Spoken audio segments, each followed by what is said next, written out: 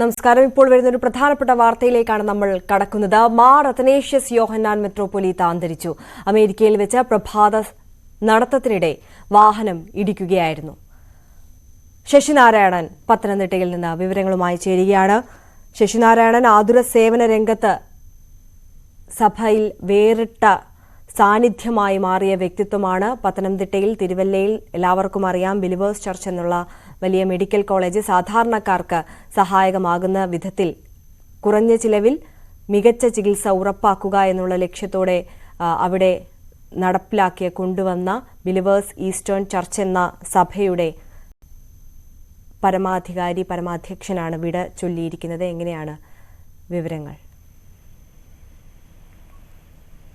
അല്പം മുമ്പാണ് Believers Eastern ചർച്ചിന്റെ പരമാധ്യക്ഷൻ മാർ അത്തനേഷ്യസ് കെ.പി. യോഹന്നാൻ മെത്രോപൊലീത്ത കാലം ചെയ്തത്.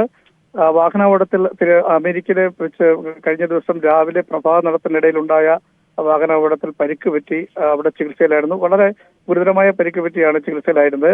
അദ്ദേഹത്തിന് ആ സമയം തന്നെ ഹോസ്പിറ്റലിൽ എത്തിക്കുകയും അടിയന്തര ചികിത്സ നൽകുകയും ചെയ്തു. തുടർന്ന് ഒരു മേജർ ശസ്ത്രക്രിയയൊക്കെ നൽകിയിരുന്നു.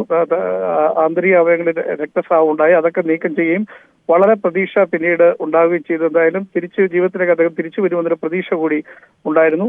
അതിന് ഇടയിലാണ് ഇന്ന് വൈകുന്നേരം അല്പസമയം മുമ്പ് അദ്ദേഹത്തിന് ഹൃദയസ്തംഭനം ഉണ്ടാവുകയും മരണം സംഭവിക്കുകയും ചെയ്തിരിക്കുന്നത്. എന്തായാലും ഈ സഭയെ സംബന്ധിച്ചും വിശ്വാസികളെ സംബന്ധിച്ചൊക്കെ വലിയ ഒരു നഷ്ടം തന്നെയാണ്.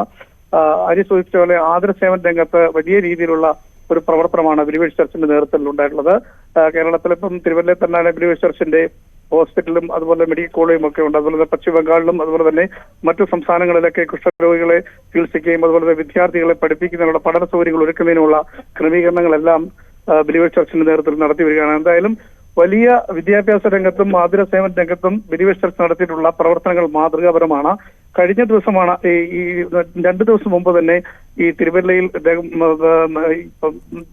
ബിലീവേഴ്സ് ചർച്ചിന്റെ ആസ്ഥാനത്ത് അദ്ദേഹം ഉണ്ടായിരുന്നു. അതിനുശേഷമാണ് അമേരിക്കയിലേക്ക് പോയത്. സാധാരണ പ്രഭാത നടത്തത്തിന് എല്ലാ ദിവസവും വ്യായാമ നിലയ്ക്ക് നടക്കുന്ന വ്യക്തി കൂടിയാണ്. അത്തരത്തിൽ നടക്കുന്നതിനിടയിലാണ് കാറ് വന്ന് ഇടിച്ചതിന് ശേഷം ഗുരുതരമായി പരിക്ക് പറ്റുകയും തുടർന്ന് അമേരിക്കയിലെ ഡാലസിലെ ആശുപത്രിയിൽ തന്നെ അദ്ദേഹത്തെ പ്രവേശിപ്പിക്കുകയും ചെയ്ത് തുടർന്ന് അടിയന്തര ശസ്ത്രക്രിയക്കൊക്കെ വിധേയമാക്കുകയും ചെയ്തു. എന്തായാലും 48 മണിക്കൂറാണ് ഡോക്ടർമാർ പറഞ്ഞിരുന്നത്. എങ്കിലും ആന്തരിക രക്തസ്രാവമൊക്കെ പരിഹരിക്കുമെങ്കിലും തുടർന്ന് ജീവിതത്തിലേക്ക് തിരിച്ചു വരും. ശരി ശശിനാരായണനിലേക്ക് മടങ്ങി വരാം. ഇപ്പോൾ ബിലീവേഴ്സ് ചർച്ച് പ്രതിനിധി ഫാദർ സിജോ പന്തപ്പള്ളി കൂടി നമുക്കൊപ്പം ചേരുകയാണ്. ഫാദർ സിജോ പന്തപ്പള്ളി, ലോകമെമ്പാടുമുള്ള വിശ്വാസികളെ കണ്ണീരിലാഴ്ത്തിക്കൊണ്ട്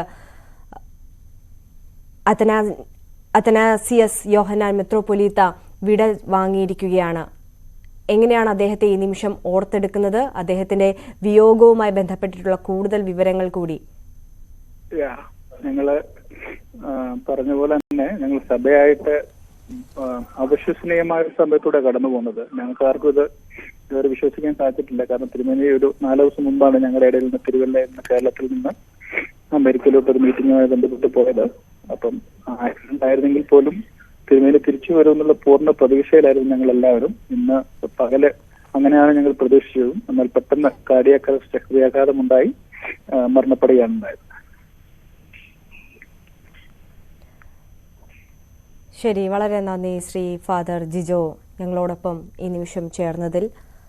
താങ്കളുടെ ദുഃഖം മനസ്സിലാക്കുന്നു, ഈ സമയത്ത് സംസാരിക്കാനുള്ള ബുദ്ധിമുട്ടും മനസ്സിലാക്കുന്നു. ശശിനാരായണൻ തുടരുന്നുണ്ട്. ശശിനാരായണൻ, അദ്ദേഹം 2 ദിവസമായി ഇത്തരത്തിൽ അപകടം പറ്റി ചികിത്സയിലായിരുന്നു എന്നുള്ളതാണ് മനസ്സിലാക്കുന്നത്. ജീവിതത്തിലേക്ക് തിരികെ വരുമെന്നുള്ളൊരു പ്രതീക്ഷ ഉണ്ടായിരുന്നു. പക്ഷേ ആ പ്രതീക്ഷ കെടുത്തിക്കൊണ്ടാണ് ഈ വിയോഗ വാർത്ത നമ്മളെ തേടിയെത്തിയിട്ടുള്ളത്, അല്ലേ?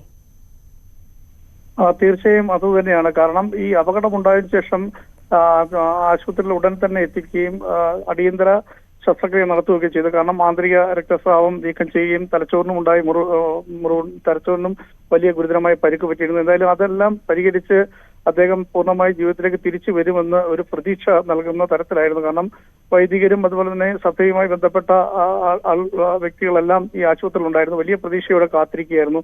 പക്ഷെ നിർഭാഗ്യവശാൽ ഇപ്പോൾ അല്പസമയം മുമ്പാണ് ഈ കാർഡിയാക് അറസ്റ്റ് വന്നതിന് ശേഷം അദ്ദേഹം പെട്ടെന്ന് അദ്ദേഹത്തിന് മരണം സംഭവിക്കുകയും ചെയ്തിരിക്കുന്നത്. എന്തായാലും ബിലീവേഴ്സ് ഈസ്റ്റേൺ ചർച്ച് സഭയെ സംബന്ധിച്ചും സ്ഥാപനങ്ങളെ സംബന്ധിച്ചൊക്കെ വലിയ നഷ്ടമാണ്.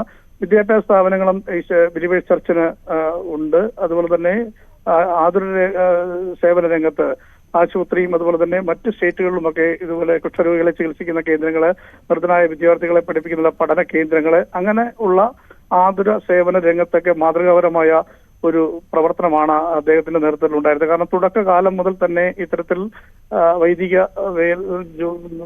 ജോലി ചെയ്യുന്ന സമയത്ത് മറ്റ് സംസ്ഥാനങ്ങളിലെല്ലാം അവിടെ കടന്നു ചെല്ലുക, ഗ്രാമങ്ങളിലൊക്കെയാണ് സാധാരണ കൽക്കട്ട പോലുള്ള പ്രദേശങ്ങളിൽ, ഗ്രാമങ്ങളിൽ മാൾഡ പോലുള്ള ഗ്രാമങ്ങളിലൊക്കെയാണ് ഇത്തരത്തിൽ വിദ്യാഭ്യാസ സ്ഥാപനങ്ങളൊക്കെ നടത്തിയിട്ടുള്ളത്. കാരണം സാധാരണപ്പെട്ട ട്രൈബ്സ് വിഭാഗത്തിൽപ്പെട്ട കുട്ടികൾ, സാധാരണ കുട്ടികൾ, അവരെ പഠിപ്പിക്കുന്നതിനുള്ള വിദ്യാഭ്യാസ സ്ഥാപനങ്ങളൊക്കെ നടത്തുകയും ഒക്കെ ചെയ്യുന്ന മാതൃകാപരമായ ഒരു പ്രവർത്തനം നേരത്തെ നടത്തി വരുന്ന ഒരു രീതിയാണ് ബിലീവേഴ്സ് ചർച്ച് സഭയുടെ ഉള്ളത്. അത്തരത്തിൽ സഭയുടെ പ്രവർത്തനങ്ങൾ വിപുലപ്പെടുത്തുന്ന, അതുപോലെ സാധാരണപ്പെട്ട ആൾക്കാരെ സഹായിക്കുന്ന കാര്യത്തിലൊക്കെ ആദ്യഘട്ട തുടക്കഘട്ടം മുതൽ പ്രവർത്തിച്ചു വന്ന ഒരു വ്യക്തി കൂടിയാണ് പി യോഹന്നാൻ. എന്തായാലും നിലവിലത്തെ സാഹചര്യത്തിൽ ഇപ്പൊ തിരുവല്ലയിൽ സഭാ ആസ്ഥാനത്ത് 4 ദിവസം മുമ്പാണ് അദ്ദേഹം ഇവിടെ നിന്നും അമേരിക്കയ്ക്ക് പോയത്. അവിടെ ഈ പ്രഭാതം നടത്തുന്നിടെ സാധാരണ രാവിലെ വ്യായാമം എന്ന നിലയ്ക്ക് നടക്കുന്ന വ്യക്തിയാണ് അദ്ദേഹം. രാവിലെ നടക്കുന്ന സമയത്താണ് ഇത്തരത്തിൽ കാറ് അമിത വേഗത്തിൽ വന്ന് ഇടിക്കുകയും അത് ആ സമയത്ത് തന്നെ അപകടം സംഭവിക്കുകയും ഗുരുതരമായി പരിക്കേൽക്കുകയും ചെയ്യുന്നത്.